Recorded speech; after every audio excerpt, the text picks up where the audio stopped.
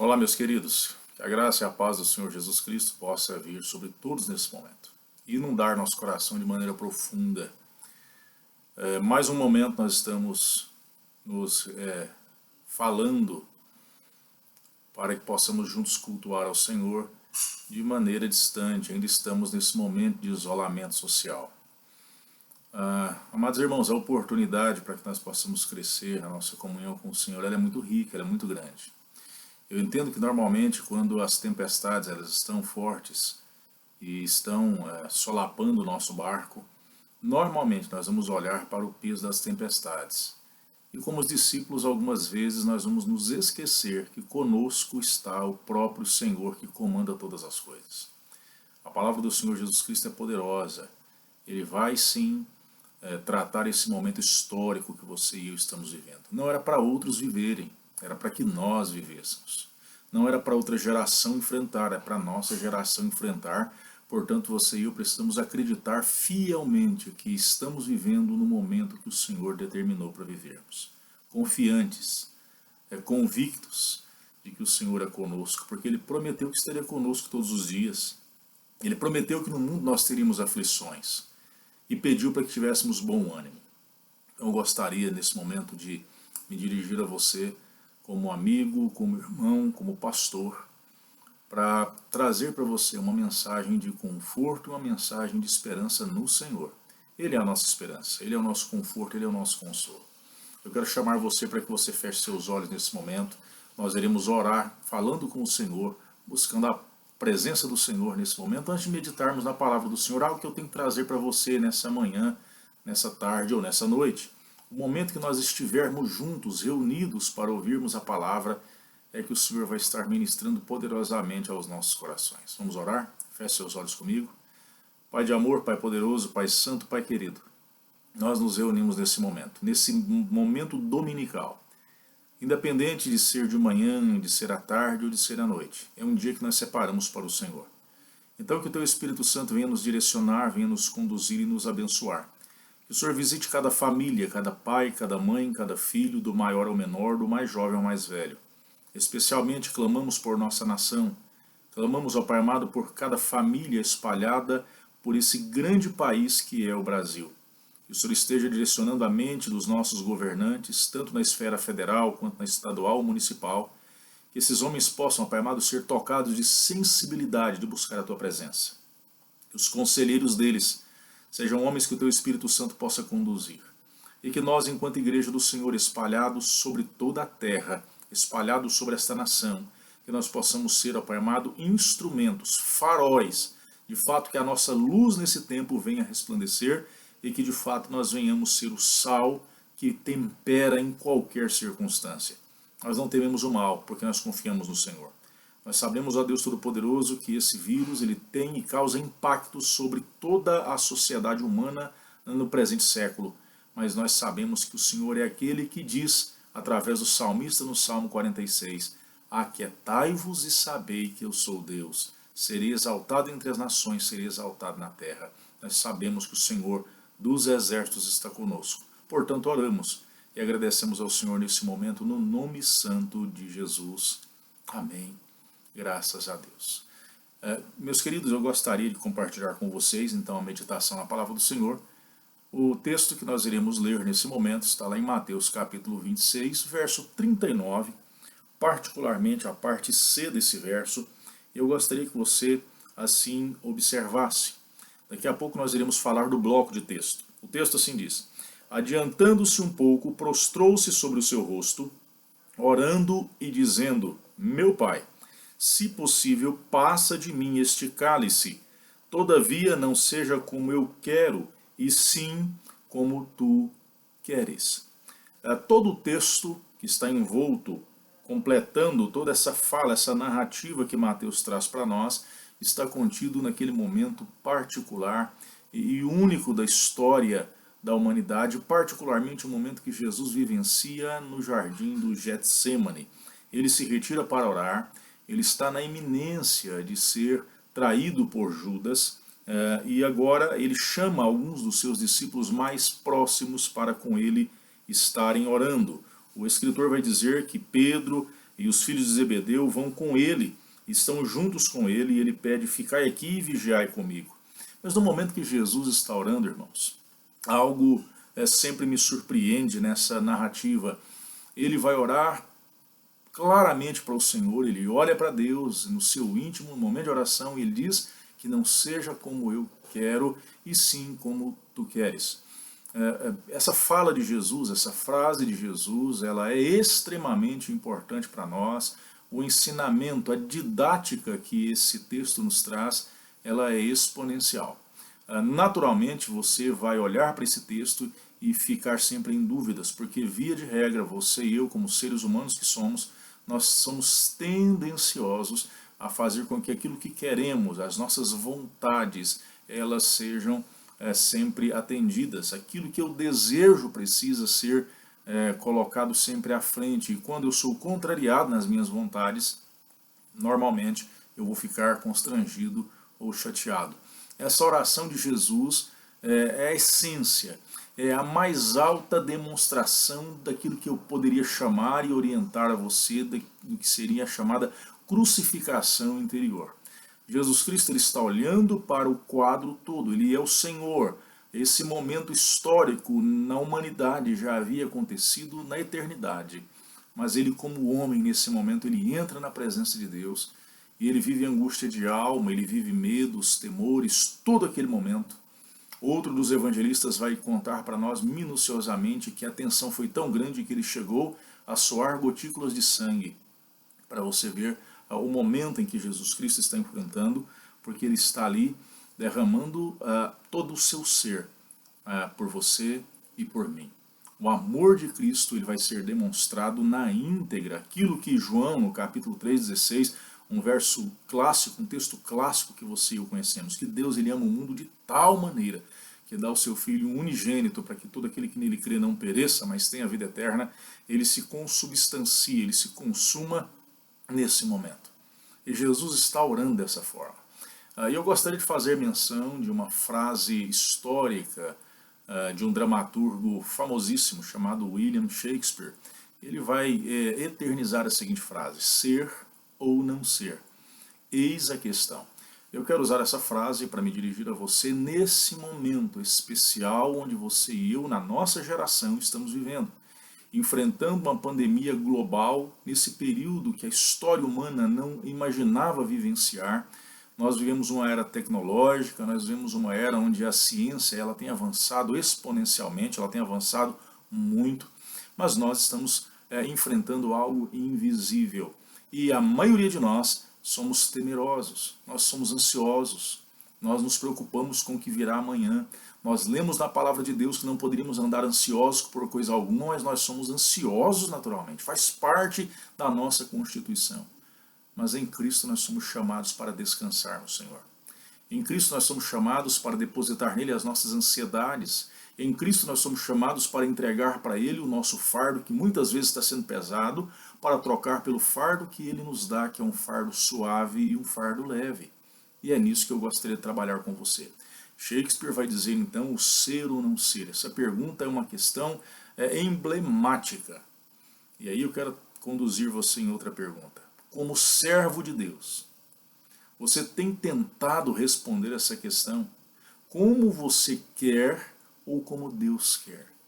Como eu quero que esse momento termine? Como eu quero que essa história que eu estou vivendo, eu faço parte, não como um ator coadjuvante, mas eu faço parte como um protagonista dessa história.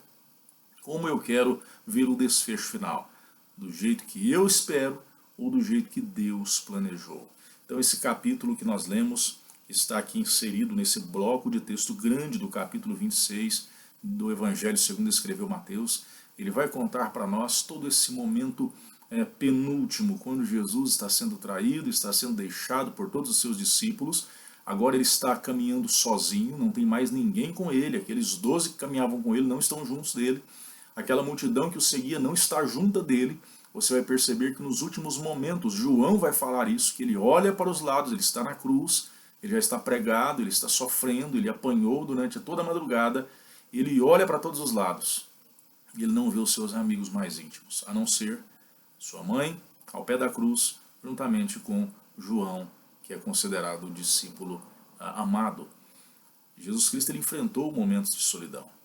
Jesus Cristo sabe muito bem o que você está passando nesse momento, o que eu passo nesse momento, o que nossas famílias passam nesse momento, o que toda a população mundial está enfrentando.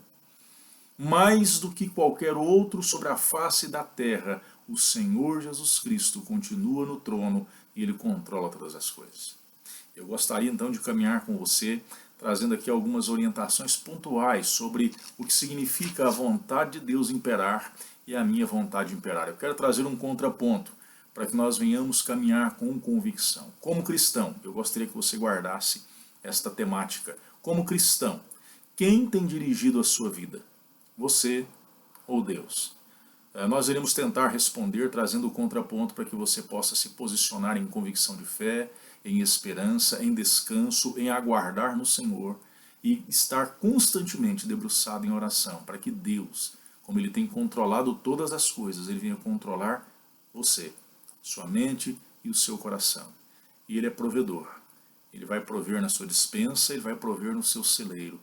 Em nome de Jesus eu profetizo isso. Em primeiro lugar, quando eu vivo como eu quero, quando a minha vontade impera, normalmente, quando isso acontece, meu querido irmão, minha irmã, eu me torno uma pessoa sem utilidade e apto a desagradar a Deus e ferir o meu próximo.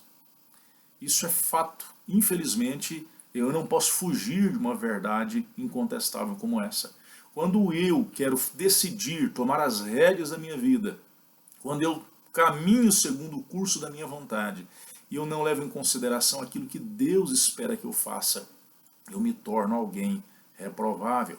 Se você observar o texto de 2 Samuel capítulo 11, dos versos 20, do verso 1 ao verso 25, você vai perceber que naquele momento, o verso 1 vai dizer que decorrido um ano no tempo em que os reis costumavam sair para a guerra, enviou Davi Joabe e os seus servos com ele, e a todo Israel que destruíram os filhos de Amon e sitiaram a Rabá. Porém, Davi ficou em Jerusalém. Nós conhecemos toda essa narrativa. O texto vai contar quando Davi ele deveria estar cumprindo o seu papel de rei, estar junto com os seus fiéis cavaleiros e soldados, porque era um momento de batalha. Davi preferiu ficar em Jerusalém. E nós conhecemos todo o desenrolar da história, quando ele vai cometer todo um pecado danoso contra a vida de Urias e contra a vida de Batseba. Nós percebemos que a ação de Davi naquele momento, ela demonstra que ele se tornou reprovável aos olhos de Deus e ele passou a trazer prejuízos para o seu próximo. Não é momento para que nós possamos permitir que as nossas vontades suplantem a vontade de Deus para as nossas vidas. Nós vamos perceber que ainda quando eu vivo como eu quero, além de me tornar alguém que desagrada a Deus e venha ferir meu próximo, eu me torno incapaz de ouvir a voz de Deus. Eu não consigo perceber o momento, eu não consigo ter uma visão, uma cosmovisão adequada da situação e eu começo a desagradar ao Senhor porque meus ouvidos, os meus olhos, os meus sentidos todos, eles perdem a sua funcionalidade. 1 Samuel 28, versos 5 e 6, assim diz o texto: Vendo Saul, o acampamento dos filisteus foi tomado de medo e muito se estremeceu no seu coração. Consultou Saul o Senhor, porém este não lhe respondeu, nem por sonhos, nem por urim, nem por profetas. É interessante, queridos, porque o cristão que vive como ele quer, ele acha que ele tem as rédeas da sua vida, dos seus destinos, ou dos seus sonhos, por assim dizer, e de forma plural assim mesmo. Porque nós pensamos num destino não apenas da forma que poderia se estabelecer, mas nós criamos várias opções. Nós vamos descobrir que esse indivíduo é alguém volúvel, suscetível a ceder ao medo, suscetível a tomar decisões extremamente equivocadas e se torna incapaz de ouvir a voz de Deus. Não é que Deus não queria falar com Saul. Saul se tornou reprovável porque ele não era alguém que de fato temia o Senhor, que acreditava no Senhor, que confiava no Senhor e sabia que Deus era um Deus que estava provendo tudo para a vida dele. Inclusive Deus o colocou no trono sendo ele quem era. Deus ele tem cuidado de mim, ele tem cuidado de você, ele vai cuidar de nós de maneira fantástica, mas nós precisamos entender que quando nós vivemos como nós queremos, tomamos as rédeas da nossa vida, nós nos tornamos e indivíduos que perdem a utilidade, desagradam a Deus, ferem o próximo e deixam de conseguir, se tornam incapazes de ouvir a voz de Deus. Tem mais lições sobre esses que tentam conduzir-se a si mesmos. Você começa a pensar que Deus está morto. Essa grande máxima ela foi desenvolvida no século XIX. Você vai perceber que um homem chamado Nietzsche, ele vai dizer que Deus está morto. Matar Deus é algo muito simples quando você e eu não estamos buscando mais a presença do Senhor. Nós precisamos entender, queridos irmãos, que o Senhor Jesus Cristo não nos chamou para sermos cristãos nominais, ou vivermos uma vida social como cristãos. Ele nos chamou para vivermos integralmente a nossa fé. E é interessante isso. Você vai observar o que o escritor olha e ele vai dizer acerca da vivência de um indivíduo que quer conduzir a sua própria vida. Observe a narrativa do seguinte texto que eu quero mencionar para você.